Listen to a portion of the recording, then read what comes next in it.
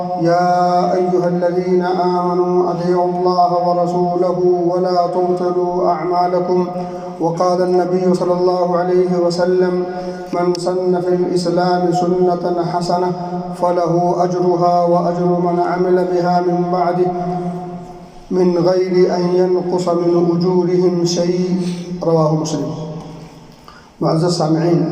حاضرین جمعہ، دینی و ملی بھائیوں اور دوستوں، عزیز ساتھیوں، پچھلے خطبہ جمعہ میں آپ کے سامنے صحیح مسلم کے اندر موجود ایک قصہ اور ایک واقعہ بیان کیا گیا تھا۔ اس قصے میں مختصر یہ ہے کہ قبیلہ مضر کے کچھ لوگ نبی اکرم صلی اللہ علیہ وسلم کی خدمت میں اس وقت حاضر ہوئے جب دن کا ابتدائی حصہ تھا اور چند صحابہ آپ کے ساتھ بیٹھے ہوئے تھے۔ وہ جب آتے ہیں تو ان کے پاؤں میں نہ چپل ہیں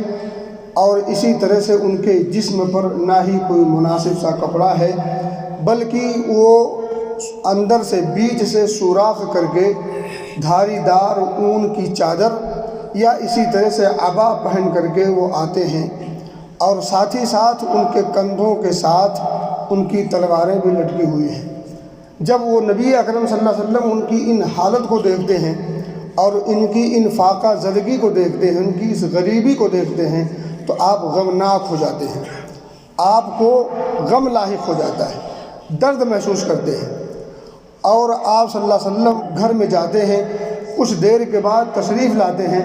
اور بلال کو حکم دیتے ہیں کہ وہ اذان دیں۔ جب وہ اذان دیتے ہیں پھر حکم ہوتا ہے اقامت کہیں، اقامت کہی جاتی ہے، پھر آپ صلی اللہ علیہ وسلم نماز پڑھاتے ہیں۔ نماز سے فارغ ہونے کے بعد نبی محترم صلی اللہ علیہ وسلم خطبہ دیتے ہیں۔ خطبہ مسنونہ میں سورہ نساء کی پہلی آیت یا ایھا الناس اتقوا ربکم الذی خلقکم من نفس واحدہ، یہ پوری آیت کریمہ نبی محترم صلی اللہ علیہ وسلم پڑھتے ہیں۔ اس کے بعد سورہ حشر کی آیت کریمہ یا ایھا الذین آمنوا اتقوا اللہ ولتنظر نفس ما قدمت لغد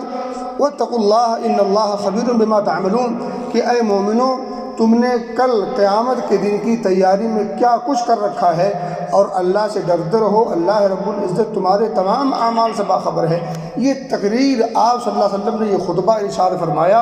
اور اس خطبے کے بعد آپ فرماتے ہیں کہ تم پر لازم ہے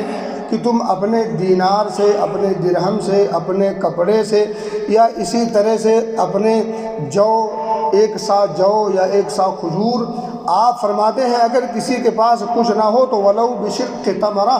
اگر کچھ نہ ہو تو کم سے کم کھجور کا ایک ٹکڑا بھی اگر میسر ہو تو وہ دے دیا کرو۔ نبی اکرم صلی اللہ علیہ وسلم جب یہ تقریر اور یہ ترغیبی گفتگو کر کے فارغ ہوتے ہیں تو ایک انصاری صحابی رضی اللہ تعالیٰ عنہ ایک تھیلی لے کر کے آتے ہیں جس کے اندر دینار یا درہم بھرا ہوا ہے۔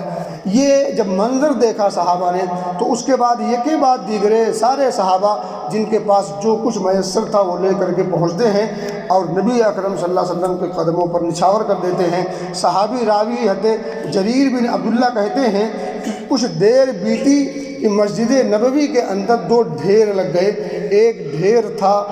گلے کا اور ایک ڈھیر تھا کپڑے کا۔ حالانکہ سونا اور چاندی، دینار و درہم اس کے مقابلے میں کم تھے، اس لیے اس کا تذکرہ یہ نہیں ہوا۔ نبی اکرم صلی اللہ علیہ وسلم یہ ڈھیر دیکھ کر کے، صحابہ کرام کا یہ جذبہ دیکھ کر کے اور ان کے اس عمل کو دیکھ کر کے خوش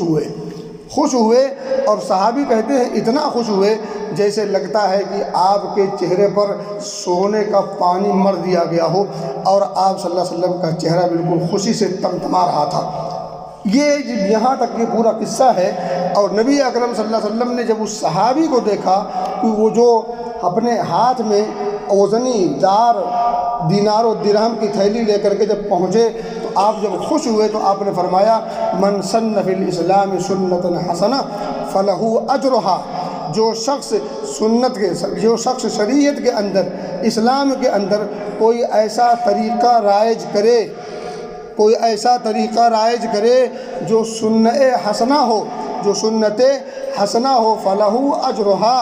تو اس کے اس عمل کا بدلہ اسے ملے گا۔ وَأَجْرُ مَنْ عَمِلَ بِهَا مِن بَعْدِهِ، اور اس شخص کے جیسے بدلہ بھی اسے ملے گا جو اس کے بعد اس کام پر یا اس عمل کو انجام دے گا، من غیر ان ینقص من اجورہم شیء، اس کے اجر میں جو عمل کرے گا بعد میں دیگر لوگ جو عمل کریں گے ان کے اجر میں، ان کے ثواب میں کمی ہوئے بغیر۔ میرے بھائی میرے دوست، اسی طرح سے آپ نے اس کے الٹا بھی فرمایا، وَمَنْ سَنَّ فِي الْإِسْلَامِ سُنَّةً سَيِّئَةً، اور اسی طرح سے جو اس کے بعد اس برے عمل کو انجام دے گا، اس برے عمل کے انجام دہی کی وجہ سے جو گناہ اسے ملیں گے اس کے گناہ میں کمی ہوئے بغیر اس کو بھی اتنا ہی گناہ ملے گا جس نے اس برے کام کو پہلے طور پر انجام دیا ہوگا۔ میرے بھائی میرے دوست، اس حدیث پاک سے ہمیں بہت سارے دروس ملتے ہیں، بہت ساری چیزیں ملتی ہیں جو سیکھنے کی ہیں۔ میرے بھائی، بعض لوگ اس حدیث پاک کے اس آخری دو ٹکڑوں سے یہ نتیجہ نکالتے ہیں کہ شریعت کے اندر اگر کوئی شخص بدعت حسنہ انجام دے تو اس کی گنجائش ہے، لیکن یہ سراسر اسلام کے خلاف ہے۔ کیوں؟ آپ نکتہ سمجھیں، جو آپ نے فرمایا ہے من سن فی الاسلام سنۃ حسنہ، جس شخص نے اسلام کے اندر کوئی بہتر اور اچھا طریقہ رائج کیا تو یہ جو طریقہ ہے سننا ہونا چاہیے، سنتاً حسنہ، سنتاً حسنہ، بدعتاً حسنہ نہیں کہا آپ نے، سنتاً حسنہ، وہ سنت ہو۔ اب جب سنت ہو تو اسے رائج کیا کرنا ہے؟ سنت کو رائج کرنا کا مطلب یہ ہوا کہ اگر کوئی سنت ایسی ہو جس سنت پر لوگ عمل کرنا چھوڑ دیے ہوں یا وقت کا تقاضا ہو اور اس وقت کے تقاضے کے مطابق اس تقاضے کے مطابق اس پر عمل پیرا لوگ نہ ہو پا رہے ہوں، تو پھر اس سنت کو اگر ایجاد کیا جائے، اس سنت کو اگر رواج دیا جائے، اس سنت کو اگر بڑھاوا دیا جائے، اس سنت کو اگر لوگوں کے اندر پھیلایا جائے اور لوگوں کی تذکیر کی جائے اور یاد دہانی کی جائے، تو اس شخص پر بھی، اس شخص کو بھی اجر ملے گا جس نے یہ طریقہ اور یہ سنت کو ابھارا ہے، ترغیب دی ہے اور اسے لوگوں کے مابین اسے شیئر کیا ہے اور لوگوں کو اس کی طرف توجہ دلائی ہے، تو اس کو اجر ملے گا۔ اس توجہ دلانے کا کتنا اجر ملے گا؟ جتنے لوگ اس کے بعد اس توجہ دلانے پر اس پر عمل پیرا ہوں گے، تو جو لوگ اس پر عمل پیرا ہوں گے ان کو بھی اجر ملے گا، ان کے اجر میں کوئی کمی نہیں ہوگی۔ البتہ اس کی شان یہ ہے کہ اس شخص کو بھی اتنا اجر ملے گا جتنا اجر ان لوگوں کو ملے گا۔ اس کا مطلب یہ ہرگز نہیں کہ شریعت کے اندر آپ بدعت کو ایجاد کریں اور اسے اچھا شو کر کے کہیں کہ یہ بدعت حسنہ ہے۔ آپ صلی اللہ علیہ وسلم نے پوری زندگی بدعت کی مذمت کرتے رہے، ہر درس میں، ہر خطبے میں بدعت کی مذمت کرتے رہے۔ صحابہ کرام نے بدعت کی مذمت کی، تابعین نے مذمت کی، ائمہ کرام نے مذمت کی اور دیگر تمام اسلاف کرام نے بدعت کی مذمت کی۔ خود عمر فاروق رضی اللہ تعالیٰ عنہ کے جس عمل کو، جس قول کو بنیاد بنا کر کے لوگ یہ بات کہتے ہیں نعمت البدعۃ ھذہ، یہ نعمت البدعۃ ھذہ یہ لفظی طور پر تو ہو سکتا ہے مگر شرعی طور پر نہیں ہو سکتا، کیونکہ عمر فاروق رضی اللہ تعالیٰ عنہ نے جس سنت کو ایجاد کیا تھا وہ سنت انہوں نے خود نہیں گھڑی تھی، بلکہ وہ سنت پہلے سے موجود تھی۔ نبی اکرم صلی اللہ علیہ وسلم نے باقاعدہ اس کا حکم دیا تھا، نبی اکرم صلی اللہ علیہ وسلم نے اس پر عمل کیا تھا، لیکن شرعی ایک مسئلہ تھا۔ آپ کو اندیشہ ہوا کہ کہیں یہ ادا اللہ رب العزت کو بھا نہ جائے اور اللہ اس امت پر فرض کر دے، تو آپ نے وقتی اندیشے کی وجہ سے اس عمل کو روک دیا۔ عمر فاروق نے اسی عمل کو جو نبی اکرم صلی اللہ علیہ وسلم کا عمل کردہ عمل تھا اور آپ کا حکم کردہ عمل تھا، اسی کو آگے بڑھا دیا۔ دیکھ کر کے جب خوش ہوئے تو انہوں نے کہا نعمت البدعۃ ھذہ،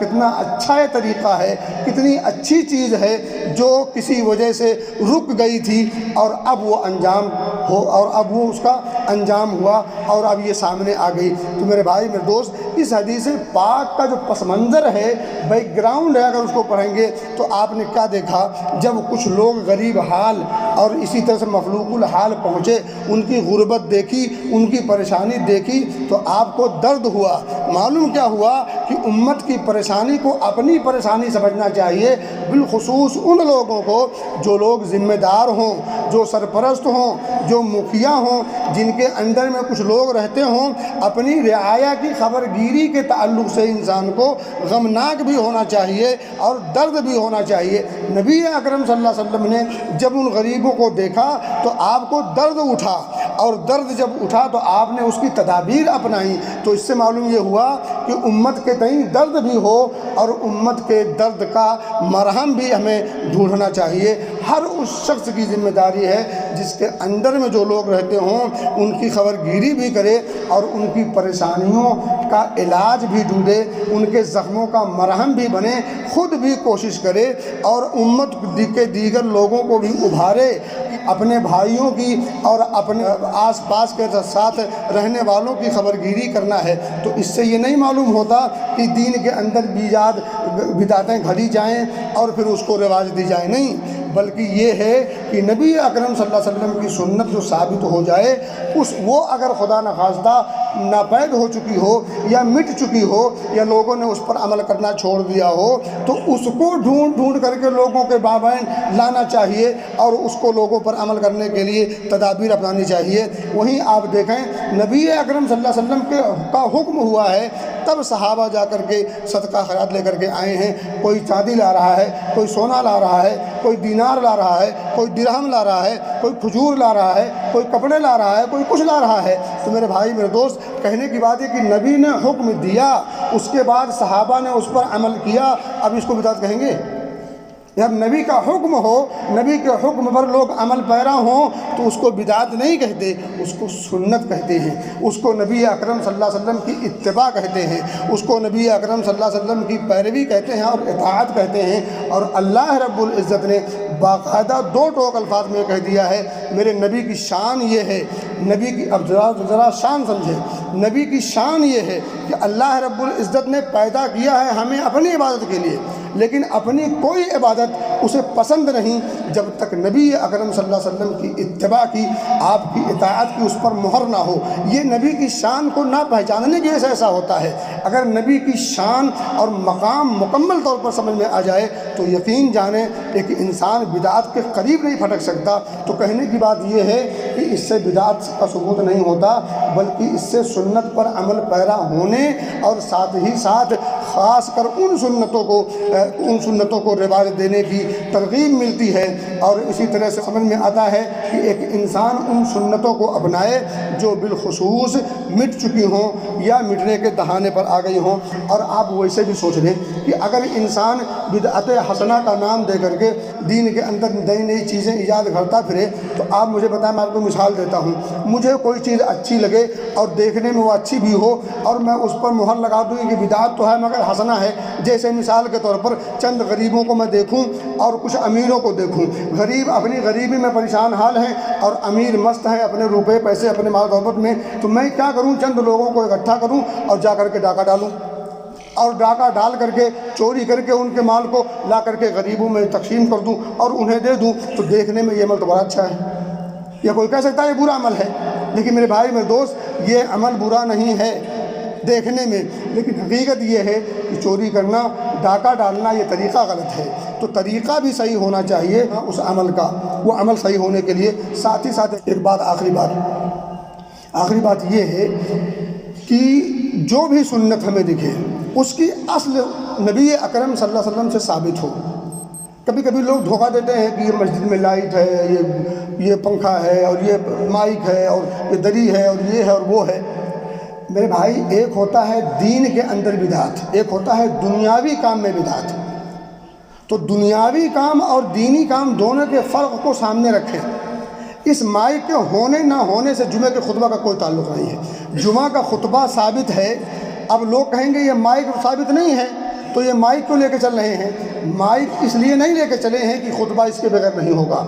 خطبہ بغیر مائک کے بھی ہوگا۔ مائک جب تھا، جب نہیں تھا تب بھی خطبہ تھا، آج مائک ہے تب بھی خطبہ ہے۔ تو اصل چیز کیا ہے؟ خطبہ ہونا۔ تو اصل اس چیز کی شریعت میں موجود ہو تو اس کے اندر جو زمانے کے اعتبار سے اس کو آسان بنانے کے لیے یا اس سے فائدہ اٹھانے کے لیے اگر کوئی چیز اس کے اندر ایڈ کر دی جائے جس کا شریعت سے کوئی تعلق نہیں ہے، اس کے ہونے نہ ہونے سے ہمارے اور آپ کے اجر و ثواب کا کوئی تعلق نہیں ہے، اس کے ہونے نہ ہونے سے رب کی رضامندی کا کوئی تعلق نہیں ہے، لیکن بدعت جو گھڑی جاتی ہیں وہ جو لوگوں میں پیش کی جاتی ہیں اس کے کرنے نہ کرنے سے ثواب کی بات کہی جاتی ہے۔ جیسے یہ 22 رجب کل آنے والا ہے، 22 رجب کو امام جعفر صادق رحمۃ اللہ علیہ کے نام کی نیاز دی جائے گی۔ نیاز دینے والے اس کو اجر و ثواب سمجھتے ہیں، اس کو دین کا حصہ سمجھتے ہیں، اسے رب کی رضا کا ذریعہ سمجھتے ہیں، امام جعفر صادق رحمۃ اللہ علیہ کی عقیدت و محبت کا معیار سمجھتے ہیں۔ تو ظاہر سی بات ہے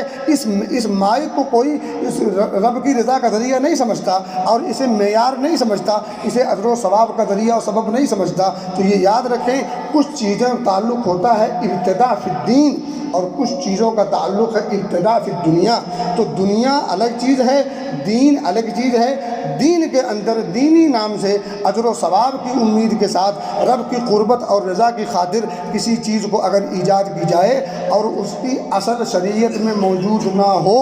من احدث فی امرنا ھذا ما لیس منہ فہو رد، من عمل عملا لیس علیہ امرنا فہو رد۔ یہ بخاری مسلم کی حدیثیں ہیں۔ تو نبی اکرم صلی اللہ علیہ وسلم کی سنت سے جو چیز ثابت ہو، اس کی اصل شریعت کے اندر موجود ہو، وہ چیز آپ اگر کرتے ہیں زمانے کے اعتبار سے اس میں اگر کچھ رد و بدل ہوتا ہے، تبدیلی ہوتی ہے، لیکن اصل وہ ہو جو شریعت سے ثابت ہو، سنت سے ثابت ہو، تو اس کو بدعت نہیں کہتے۔ جیسے قرآن کا پڑھنا، قرآن کا یاد کرنا اور کرانا، قرآن کو سمجھنا، قرآن کو اپنے پاس رکھنا، یہ سب کچھ ثابت ہے۔ اب قرآن پہلے چمڑے میں تھا، پہلے لکڑیوں پر تھا، پہلے پتھروں پر تھا، پہلے اسی طرح سے کاغذ وغیرہ پر تو نہیں تھا، البتہ پتوں پر تھا۔ تو اب ان تمام چیزیں ساری موجود ہیں۔ اس کی اصل یہ ہے کہ قرآن کو محفوظ کرنا ہے، تو قرآن کو محفوظ آپ پتھر پر کر لیں تب بھی چلے گا، اس کو کاغذوں میں آج کی شکل میں کر لیں تب بھی چلے گا۔ تو قرآن کا یہ محفوظ کرنا یہ بدعت نہیں ہے، کیونکہ قرآن کو محفوظ کرنا سینے سے لے کر کے اپنے ظاہری شکل میں یہ سب کچھ پہلے بھی تھا، پہلے اس دور کے حساب سے تھا، آج اس دور کے حساب سے ہے۔ بدعت کہتے ہیں دین کے اندر کسی نئے کام کو ایجاد دینا اور اسے کار ثواب سمجھ کر رب کی رضا کا ذریعہ سمجھنا۔ میرے بھائی میں دوست، مجھے امید ہے کہ آپ نے بات سمجھ لی ہوگی۔ اللہ سے دعا ہے کہ اللہ ہمیں نبی اکرم صلی اللہ علیہ وسلم کی شان کو سمجھنے کی توفیق دے اور آپ کے مقام کو سمجھنے اور اس مقام کے